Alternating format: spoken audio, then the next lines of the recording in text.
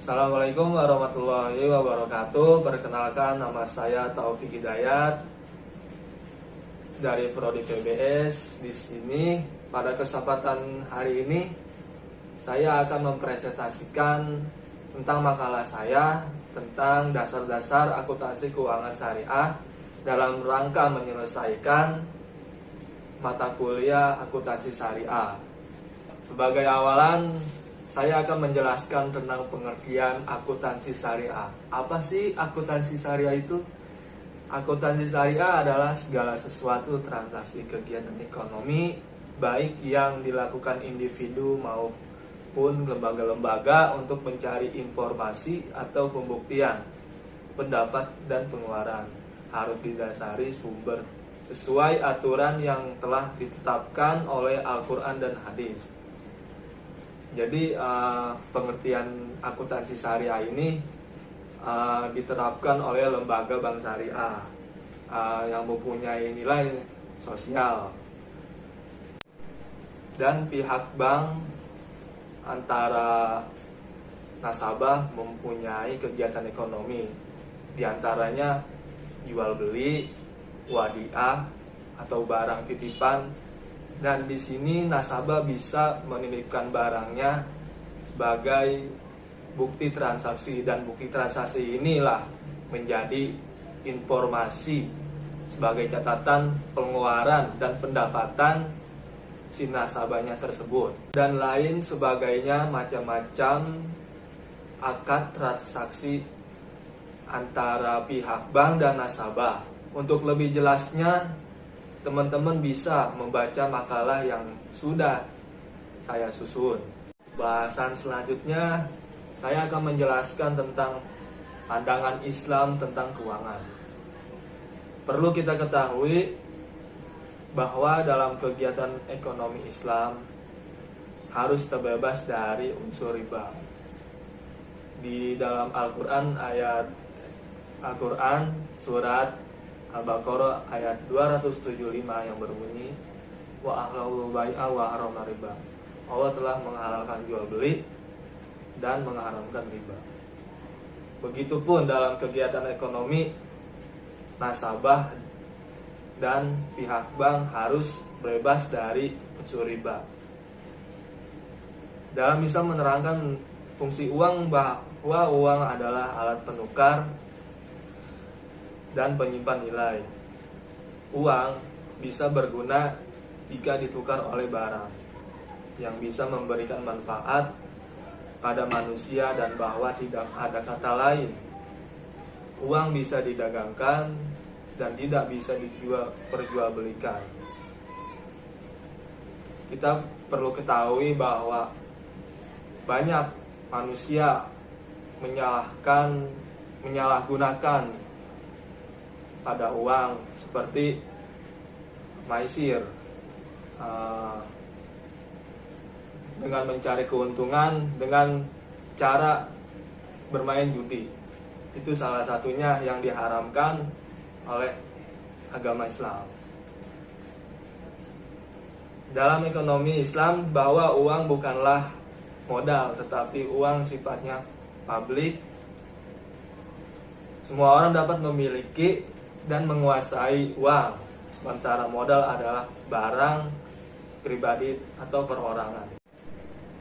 Bahasan selanjutnya, saya akan menjelaskan tentang macam-macam akad kegiatan ekonomi yang dilakukan oleh pihak bank syariah. Yang pertama adalah wadiah, atau yang disebut juga titip menitip, di mana pihak bank dan pihak nasabah bisa atau boleh menitip uang ataupun berbentuk barang, di mana pihak nasabah bisa menitip barangnya kepada pihak bank, dan apabila pihak nasabah lain untuk melihat barang pihak yang menitip, itu bisa berinteraksi untuk memperjualbelikan produknya. Terus yang kedua adalah musyarakah, kerjasama. Pihak bank dan pihak nasabah, apabila pihak nasabah mempunyai suatu perusahaan, mempunyai suatu pekerjaan, nah pihak nasabah bisa bekerja sama kepada pihak bank untuk memberikan modal. Nah, selanjutnya mudharabah atau yang disebut juga bagi hasil. Di sini mudharabah, pihak bank dan pihak nasabah bisa membagi hasilnya dalam kegiatan transaksi ekonomi. Misalnya pihak nasabah mempunyai suatu perusahaan atau pekerjaan yang sudah bisa dibilang sudah dapat pendapatan yang cukup besar, jadi bisa dibagi hasil pada pihak bank dan pihak nasabah. Terus murabahah, transaksi ekonomi yang dilakukan oleh bank syariah, di mana pihak nasabah bisa menitipkan barang kepada pihak bank. Selanjutnya yaitu ijaroh atau yang disebut juga sewa menyewa. Perlu kita ketahui bahwa pihak bank menyediakan barangnya untuk nasabah untuk disewakan, dan barang tersebut tidak bisa dimiliki oleh